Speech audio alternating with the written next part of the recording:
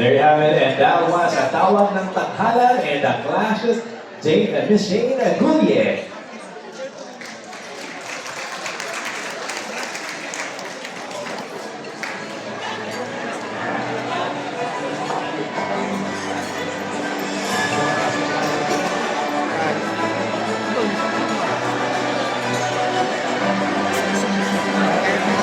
Ladies and gentlemen, we are honored to be joined today by leaders whose commitment to public service continues to uplift the people of Manila. Champions of health, progress, and genuine action. Please welcome the Honorable Francis Isko Moreno Dumacoso, City Mayor of Manila. Together with Vice Mayor Honorable Chi Atienza.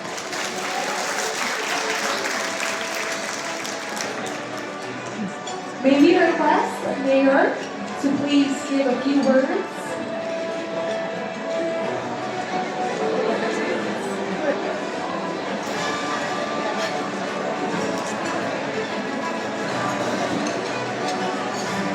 May we request Mayor Isko Moreno to please give us a few words? Let's give him a big round of applause, please. Magandang gabi po.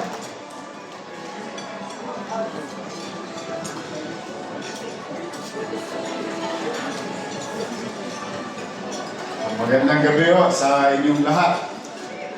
Sa ating especially DOH family, our partner, particularly SIA, our regional director, at mga kasama natin. May taga-PhilHealth dito. Ang pinaka-paborito ng lahat ng local government unit also na gusto makita buwan-buwan.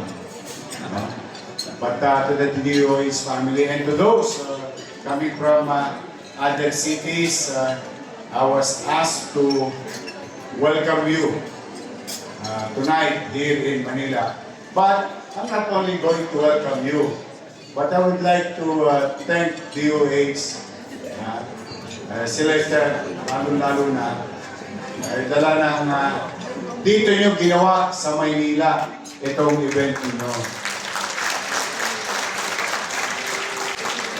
Kahit po kami abala-abala, kinakancel ko po ang schedule ko pag may mga convention na dito gagawin sa Maynila. Alam niyo po kung bakit? Balita ko kasi marami kayong dalang baong pera. Pwede bang gastusin nyo na dito sa Maynila yan? Because we really wanted to, revive the city's growth because we stunted for the last 3 years, literally. That's why kami naman aggressive and liberalizing some policies, particularly with the businesses. Rules are what you call, mas madaling maintindihan para hindi na masyadong technical. Ease of doing business in the city. Now, through the help of our Vice Mayor, ang Vice Mayor ko, pinakamagandang Vice Mayor sa buong Pilipinas.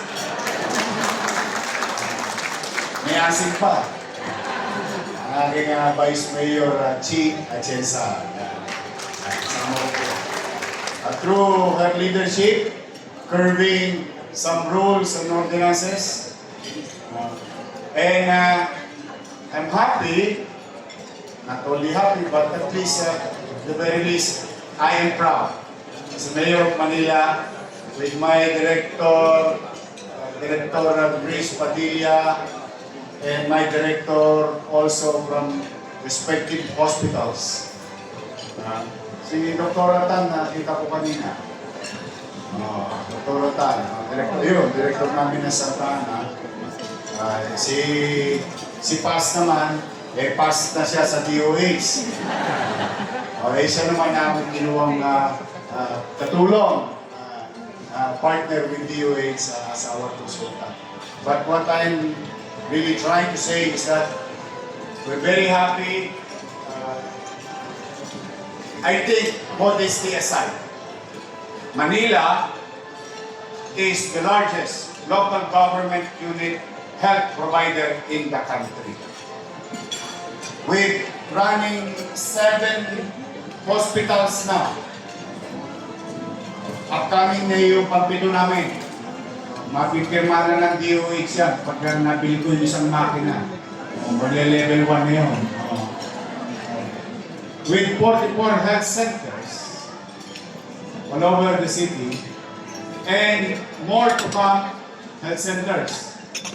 Reviving the old one who were shut down ay may yung sinundan ko. Okay, gusto ko po talaga itong healthcare for the simple reason on what I believe in governance. Your city government, malamang yung iba sa inyo, taga-ibang local government, pero sa totoo yung iba sa inyo umuwi din sa Maynila. No? For the people of Manila, ang amin pong pamumuhunan in terms of resources, paggasta, ay nakatuon sa MBN, Minimum Basic Needs. And that speaks of housing, education, healthcare, and jobs. Yun na yun. Yung apat na yun, doon ng malaking bulto ng aking panahon, ng aming maliit na resources, nakalaan. Tugunan ang MBN. And that's why healthcare is one of the most spoiled sa city government. Malaki ang demand sa amin, konti resources, pero laging may kilya. Kumbaga sa Saranggola, lamang lagi si Padilla. At ang kanyang mga kasamaang direktor in terms of request. Dahil paborito. Mahirap po magkasakit. I, for one, had an experience. Alam niyo siguro, hindi naman kaila sa inyo o kung saan ako nagsimula. At most of the time, pag nagkakasakit ako, nanay ko, at saka yung lolo ko, kami laging tumatakbo sa pampublikong ospital. So I am one of those at present today who really needs proper, efficient healthcare program. So, ngayong mga nasa iba't ibang dako ng Metro Manila o LGU, kaisa niyo po ang lungsod ng Maynila na patuloy na mamuhunan sa kalusugan ng ating mamamayan. That we guarantee. And I think si Lester at lahat ng ating nasa region, alam na alam nila yan. Kasi mas nadadala sila sa City Hall ngayon. Because we always invite them in our health board session. We wanted them to participate, and we as local government align our direction with regard to national government direction providing healthcare in our country and in our city. So again, ulitin ko, sana mag-stay kayo sa Sheraton. Mura lang check-in dito. Sayang naman. Mag-staycation na kayo. O tapos, pagka medyo may oras pa kayo, punta kayo Esplanade. Doon sa Pasig River, magmuni-muni kayo doon. Pero pagkatabi nun, may Aroseros Park. O, pagka nagutom naman kayo, marami kayong mabibili ang chicha doon. Pagka gusto niyo naman maka-experience ng aming mga pagkain sa kalsada, mura na, malinis pa. We make sure because your city government started recognizing this level or type of industry or what we call underground economy, no?